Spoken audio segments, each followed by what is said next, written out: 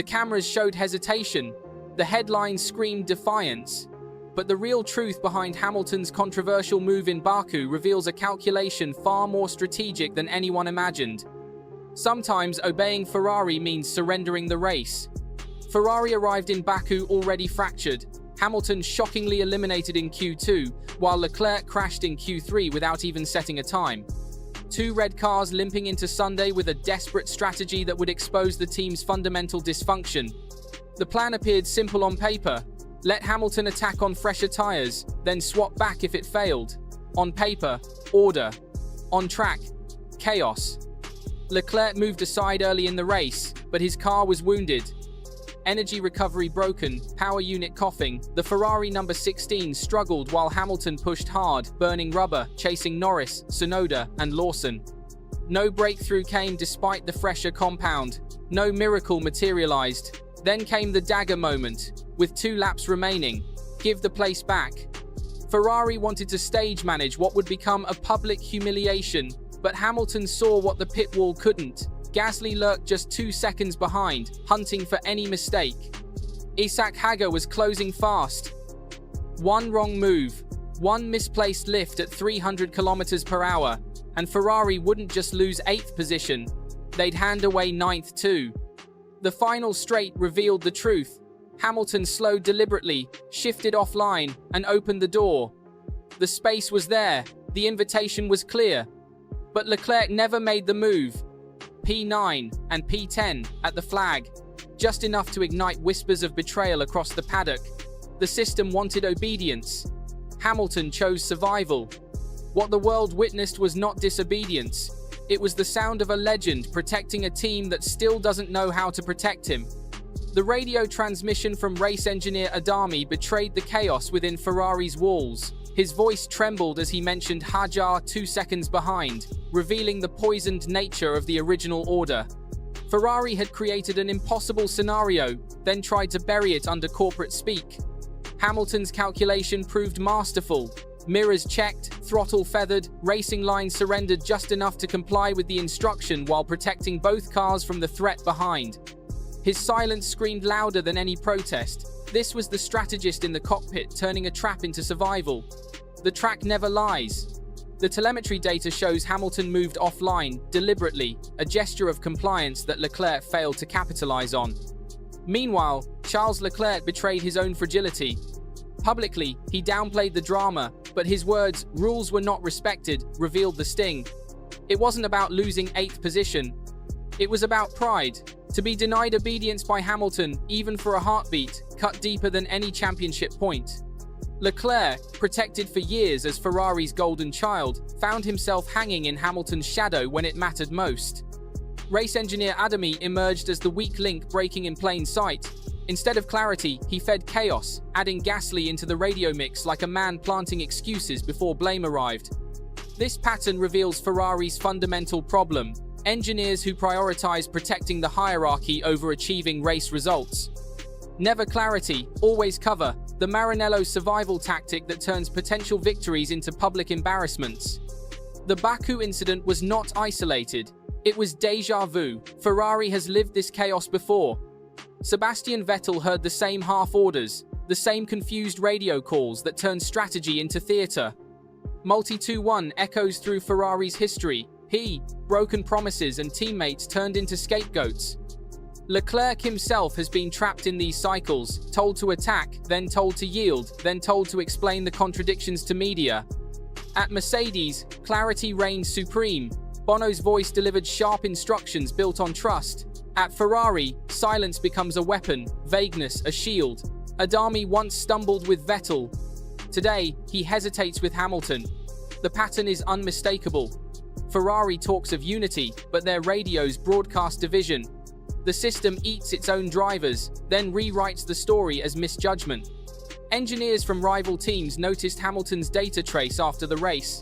The lift, the offline move, the controlled deceleration, SA. It wasn't rebellion, it was textbook risk management. The kind Ferrari itself should have calculated but didn't. Even Mercedes insiders watching from the sidelines called it vintage Lewis, protecting 2 positions simultaneously while the pit wall froze in confusion. The political implications extend beyond one race result. By bringing Gasly into the radio conversation, Adami created confusion while protecting himself from potential blame. This represents the Ferrari system at its core, less about winning races and more about preserving internal hierarchy. Hamilton, with one strategic straight-line decision, made that hierarchy appear hollow. Team principal Vasseur dismissed the incident as a misjudgment, as if a single mistake could explain a culture of dysfunction. But the evidence burns into the historical record. Hamilton slowed. Hamilton provided space. Hamilton obeyed the instruction. Yet Ferrari transformed obedience into accusation, compliance into controversy. With 7 races remaining in the championship, Ferrari finds itself locked in a constructors' battle where every point determines millions in prize money. Instead of projecting clarity and unity, they broadcast confusion and internal conflict. Mercedes rises through coordinated teamwork. Red Bull survives through operational efficiency. Ferrari fractures in full public view. Hamilton has rapidly learned the Maranello pattern: vague orders, late position swaps, and shifting blame when strategies fail. With every episode, his role transforms. He is no longer the outsider adapting to Ferrari culture. He has become the voice exposing the cracks, forcing Ferrari to confront its own institutional weakness. If this trajectory continues, Hamilton will not merely drive their car, he will reshape their entire operational culture through calculated defiance. Charles Leclerc risks becoming collateral damage in Ferrari's internal storm. Once protected and nurtured, now doubting his own instincts, every public complaint makes him appear less like a championship leader and more like a passenger in Ferrari's self-inflicted chaos. The mask of Ferrari is slipping one mistake at a time. The Baku swap exposed 3 personalities under fire and revealed their true characters. Hamilton's calm represented a weapon of strategic thinking. Leclerc's hesitation exposed insecurity at the crucial moment. Adami's trembling voice revealed the weakness of Ferrari's command structure. The world heard it broadcast live, and the facade of Ferrari order shattered completely. The stopwatch proved what the pit wall could not admit. The team order was flawed from conception, the execution impossible from the start. In the end, it wasn't Hamilton who disobeyed Ferrari's instructions. It was Ferrari that betrayed its own drivers and institutional credibility. This incident represents more than a tactical disagreement. It signals the beginning of a Ferrari civil war, with Hamilton emerging not as the blamed party, but as the strategic mastermind who exposed the team's hollow power structure. The hierarchy Ferrari tried to impose collapsed in one straight line, and Hamilton walked away as the man truly in control. The paddock whispers tell a sharper story than Ferrari's official statements.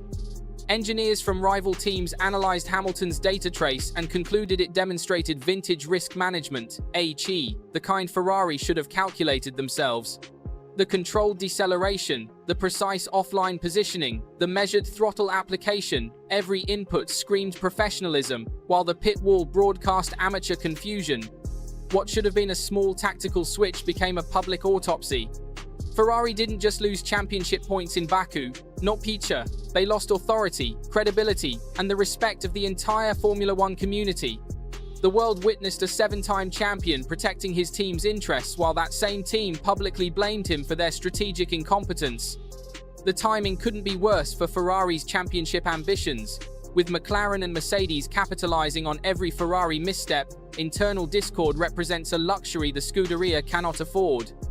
Hamilton now holds leverage beyond his driving ability. He possesses the moral authority of being wrongly accused while delivering results under impossible circumstances.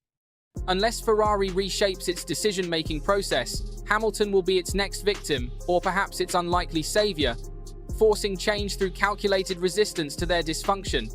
The Baku radio exchanges exposed Ferrari's weakness lived to millions of viewers. Every future team order will now carry the weight of this public failure, with drivers questioning instructions and engineers second-guessing themselves when clarity matters most.